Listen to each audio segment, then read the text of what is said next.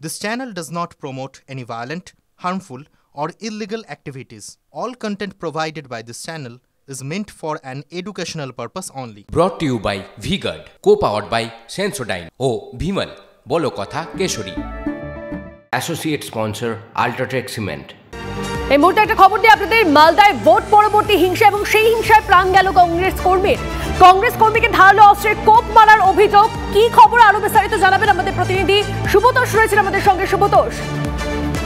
হ্যাঁ দেখো তন্নিষ্ঠা, কালকে রাতে মানিকচকের গোপালপুরের ঘটনা। সেখানে ধরমপুর স্ট্যান্ড থেকে এই 22 বছরের এই যুবক কংগ্রেস কর্মী আকমাল শেখ, সে তার বাড়ির দিকে ফিরছিল।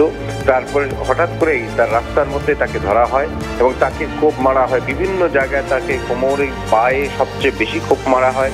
এছাড়াও সারা শরীরে ধারালো অস্ত্রের কোপ রয়েছে। সেখানে রক্তাক্ত অবস্থায় সে লুটিয়ে পড়ে এবং লুটিয়ে পড়ার পরে তারা তখন দুষ্কৃতীরা ওখান থেকে পালিয়ে যায়। কয়েকজন লোক ছুটে এসে কোনো ক্রমে তাকে উদ্ধার করে মালদা মেডিকেল কলেজ হাসপাতালে নিয়ে যাওয়া হয় এবং সেখানেই তার মৃত্যু হয়। পুরো ঘটনার জন্য তৃণমূলের দিকে অভিযোগের আঙুল তোলা হচ্ছে তার পরিবার এবং কংগ্রেসের পক্ষ থেকে।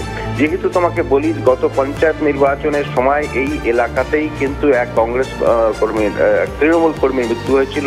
ফলস্বরূপ এখানটাতে বারে এই ধরনের তৃণমূল এবং কংগ্রেসের সংঘর্ষ হয়েছে, বহুবার বোমাবাজি হয়েছে এবং এই ঘটনাতে আবার নতুন করে সেই রকম কোনো উত্তেজনার পরিবেশ তৈরি হয়ে যাওয়ার খুব প্রবল সম্ভাবনা।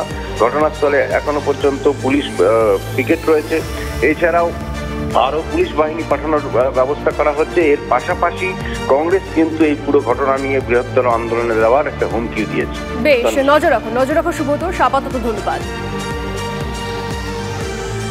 কোনো কিছু হয়নি ওখানে। ওই নাসিরের লোক, ওখানে পুলিশ প্রশাসন কিছু বলছে না। ওরা গুন্ডা বাহিনী, ওরা নাসিরের লোক হয়ে এই তো যাকে তাকে খুন করে বেড়াচ্ছে। আমরা রাস্তা পথ কেউ চলতে পারছে না। কংগ্রেসের লোক, এরা হচ্ছে কংগ্রেস পার্টির লোক।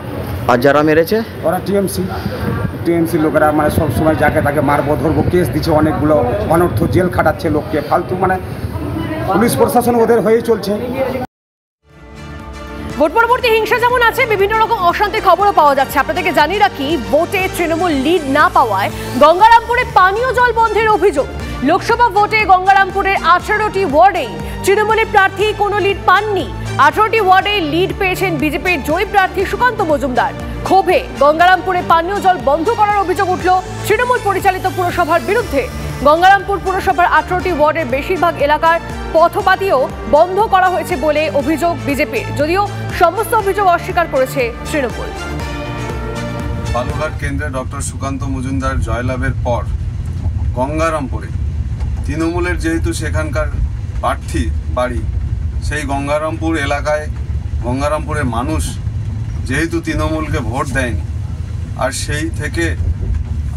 সেই রাগে তৃণমূল সেই এলাকার যে পৌর এলাকার যে পথবাতি, সেই এলাকার যে জলের ব্যবস্থা সম্পূর্ণ বন্ধ রেখেছে।